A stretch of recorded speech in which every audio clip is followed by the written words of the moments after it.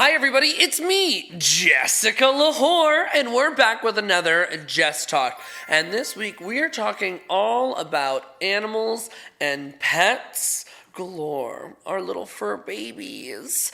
But before we get into this episode, you know the drill. I love to remind you, hit the bell for notifications, subscribe to my channel, and make sure you are streaming and downloading Jess Talks on all platforms. Okay, animals and pets. Let's get into it. Attention lwhor, attention lwhor, attention lwhor, attention.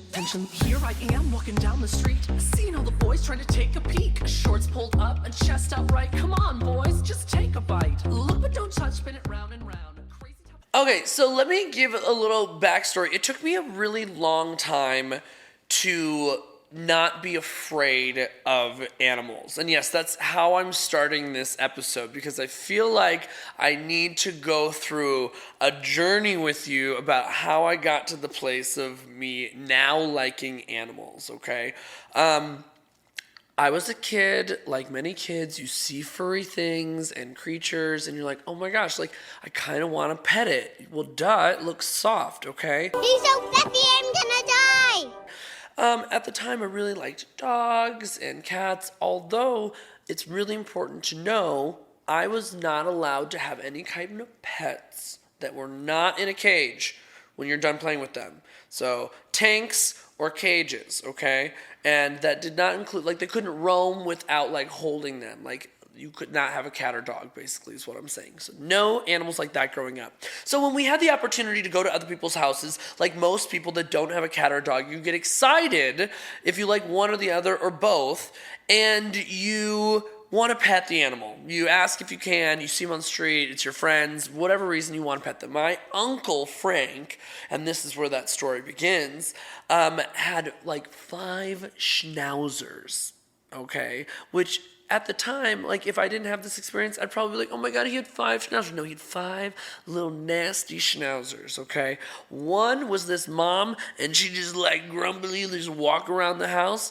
And then there was 4 babies, maybe 3 or 4 baby schnauzers that when people would come over, he would put them in this closet. And the whole time they would bark, and they would, claw at the door and whatnot, because, you shouldn't put puppies in a closet, and that's just not how you treat animals to begin with, okay? But me, being a small child, had no mindset of like, oh, that could mean that there's an angry puppy in there. So I was like, oh my gosh, Uncle Frank, I want to go pet these dogs. I want to go like pet these puppies. So I went and I opened the door to this closet, and all of them tackled me over, clawed up my face, scratched me, bit me, and that was like traumatic as hell for me. Can you imagine? I had cuts on my face, from what I remember. Cuts on my face, I was bit, bruised, and obviously as a kid, like, that's traumatic. You're not gonna like animals moving on since. So even caged animals, like I had pets growing up, still made me skittish, and I really had to take and do the work to get out of that mindset where I would be like, oh, I'm not like, I like your dog, but I'm okay like not petting it, or is your dog friendly, having to ask people if they had dogs before coming over. And I don't like that. I don't like, especially when the dog is really sweet and really kind. Like if someone's like, oh, I just don't like dogs or I'm scared, I'm like, get over yourself, you're in my house. So it's like a weird request when I'm like, I'm actually really scared because I don't know if this dog is going to attack me or not. Like, I still have that internal fear. I've had it forever.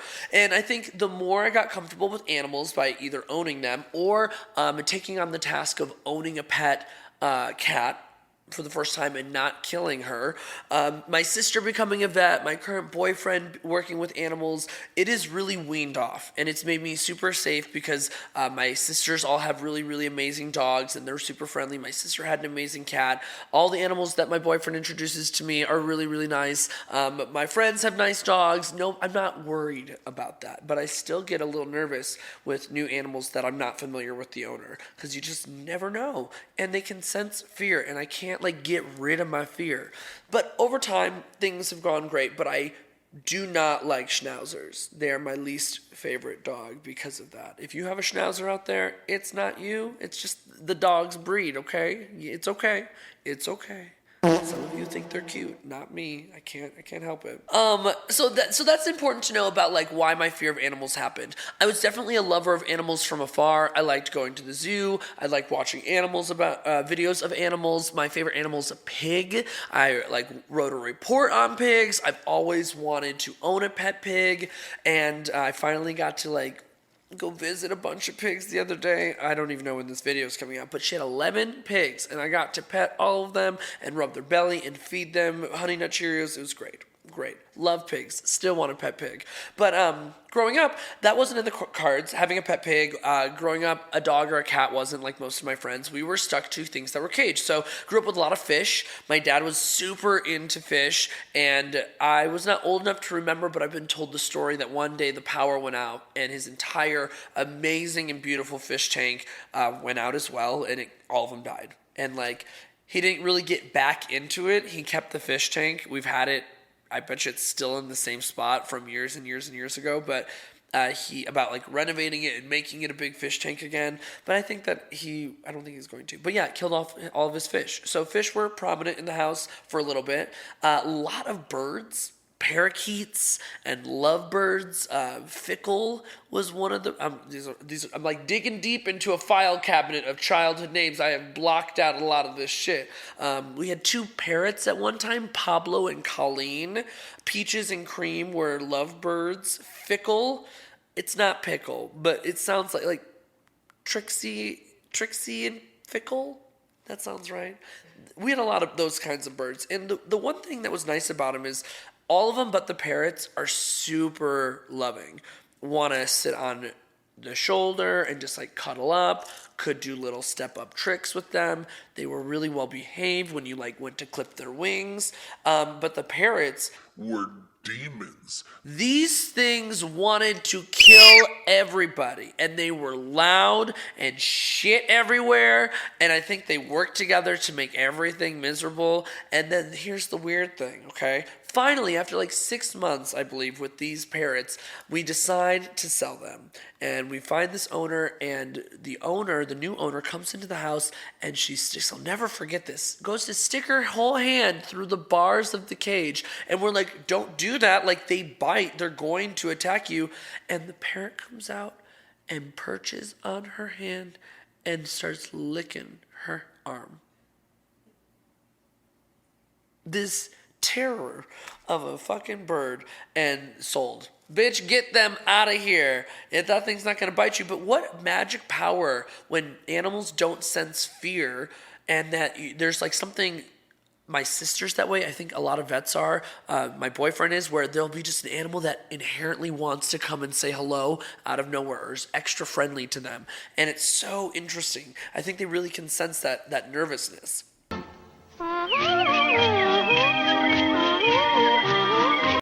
So we had a lot of birds growing up. Other pets that we had were a lot of rats and gerbils. Now you have to realize, as a kid, I was not very good at taking care of animals. I will fully admit that. I was a terrible, terrible pet owner. We had I probably had 4 gerbils. I named it Tickles, Tickles 1, Tickles 2, Tickles 3, and Tickles 4. That's how creative I was. And my first one, the way that it died, it took its own life. It was really traumatic for me. There was a plastic rim around the cage, and it kept jumping up to bite the plastic, and then it kept creating sharp points. And I came home from school, and it was hanging because one of the points got it in the neck. And so that was really traumatic for me. But then, you get over it, and you're like, okay, Tickles 2, 3, 4. We had a lot of rats. We had a lot of the black hooded rats. Super sweet creatures. Not scary at all. They were cuddlers. A lot of them act more like dogs than like the typical rat. I think those were my favorite pets. Skippy, Ashes. These were some of the names. Hivarti was one of the names of the rats that are coming to mind. What else went on? We never had I had a hamster one time, but I was so bad at taking care of it, after a week I returned it back to PetSmart. Yeah, that's how bad. I was like, I can't play with it. It wants to run everywhere. I can't like cuddle it. So I took it back because it didn't love me. That's the thing. I still have little things that make me a bad pet owner. If I get a cat or a dog and it does not like me, I'm going to return it. I'm not going to live through. You know those cat owners that are like, oh no, oh I know, aren't you my little evil boy? And it hisses and kicks, it like bats at it and bites them and it destroys things. Like, Oh, you're so sweet. like, make that make sense. Yeah, my dog bites everyone, including me, and hates it. And I know that sounds so mean. Why keep it? If it's not even nice to you, why are you keeping this pet? Okay? Whew, that's gonna get me flagged. PETA.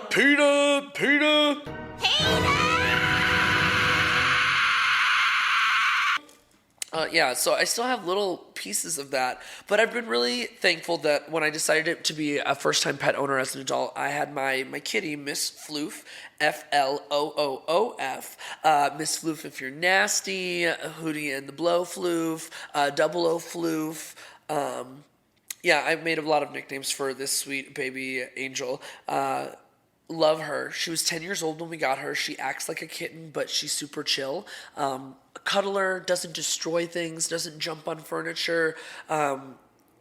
She's just tons of hair. She was hypoallergenic. All of my friends that were allergic to her, allergic to cats, could hold her and have no problems and like rub her face on her and whatnot. I really, really miss her. I feel more like a step parent now. My ex got the cat in the divorce, as we like to say. Divorce, babe, divorce. But all with like my good wishes. I realized with my busy schedule, and this was a really hard pill to swallow, that as much as I wanted an animal in my life, I choose to be too busy to give the proper care and attention to an animal.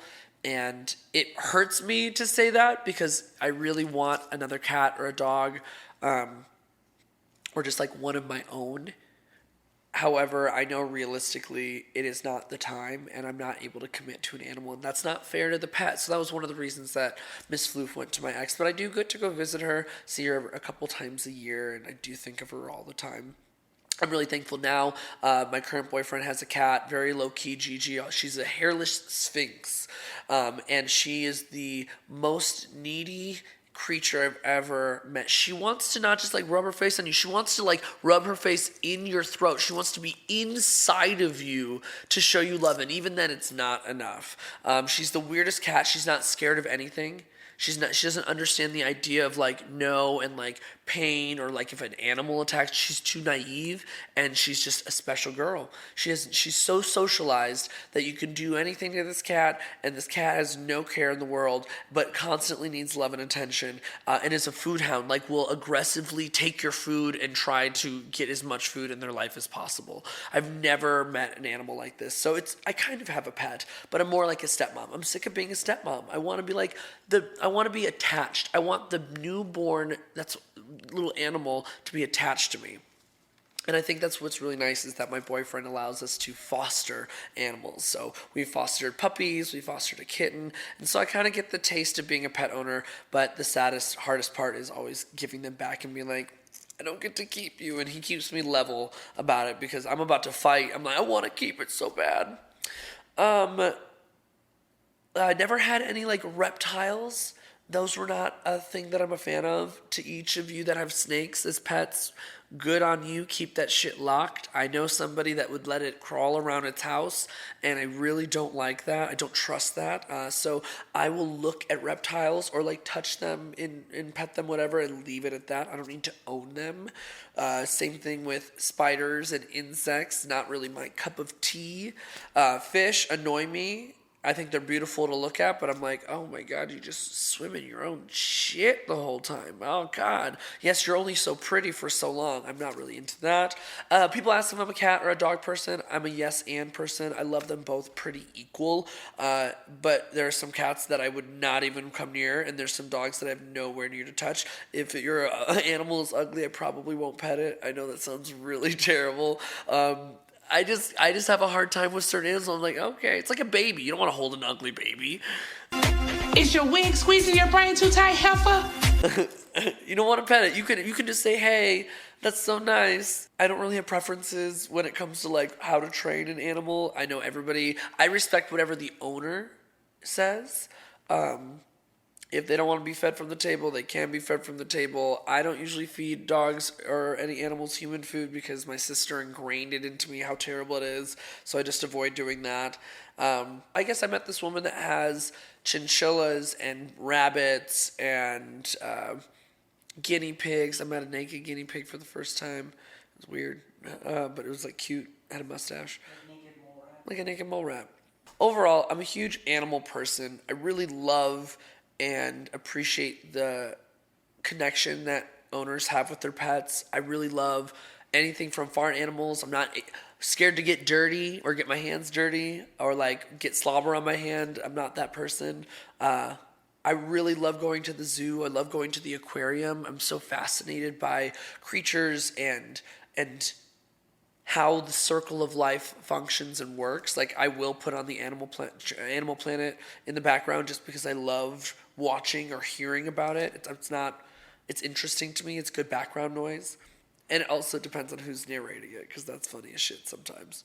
I know some people that spoil their animals, and I know some people that treat their animals really terribly. Well, I don't know people. I've seen shows and videos of people treating their animals terribly, and I think that there have to be a medium. I know people that like, my animal eats better than me. I get better clothes for my animal better than me. It gets daycare and pedicures and manicures, and maybe I'll change when I get my own.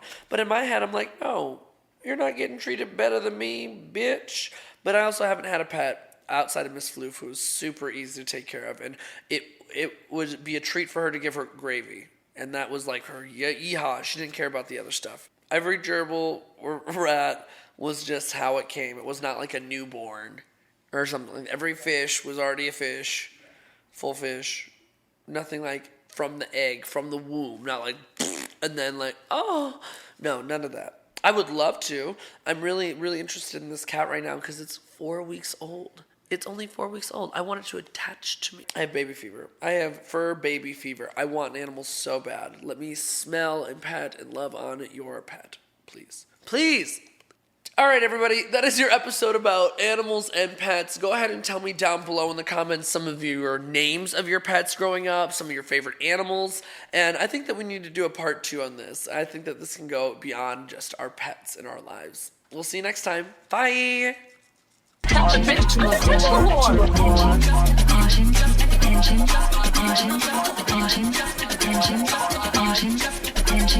whore.